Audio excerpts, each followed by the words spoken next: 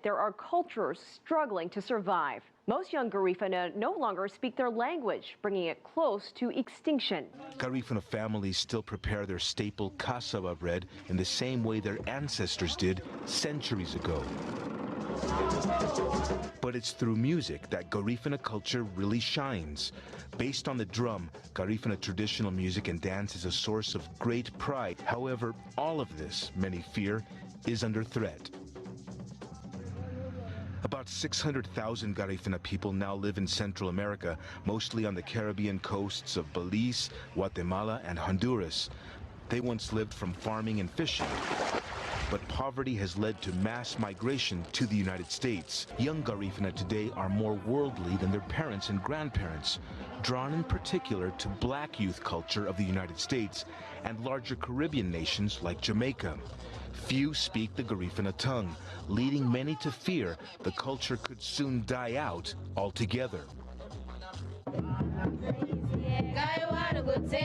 But in Dangriga, there are a handful of people who say they'll never let that happen.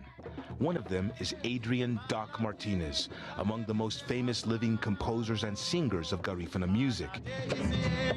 The style Martinez plays is known as paranda. This song, Baba, is one of his own compositions. He has played it on tour to audiences all around the world, and it's one of the most popular Garifuna songs of all time. Like Martinez, who are fighting to keep the culture alive, have a difficult task ahead. It's only the older people that is keeping up Garifuna. And as time goes by one, they are going, and the Garifuna is going along. The culture is going. Generations of Garifuna children were punished if they even spoke their language at school. Knowing their language, by learning their language, they are going to know who they are, because all of us need to know who we are. Remembering their ancestors' struggle to stay alive under extreme, adverse conditions still inspires today's Garifuna. And leading Garifuna musicians like Adrian Doc Martinez say they'll keep doing their part to show young people what's at stake. I start to understand and cry out more for my people, especially those who are not seeing what is happening.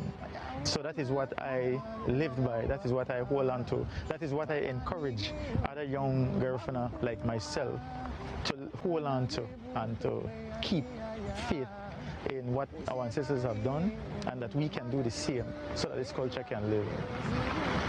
They know that if they do not continue taking steps to save this culture, its language and music could be lost forever.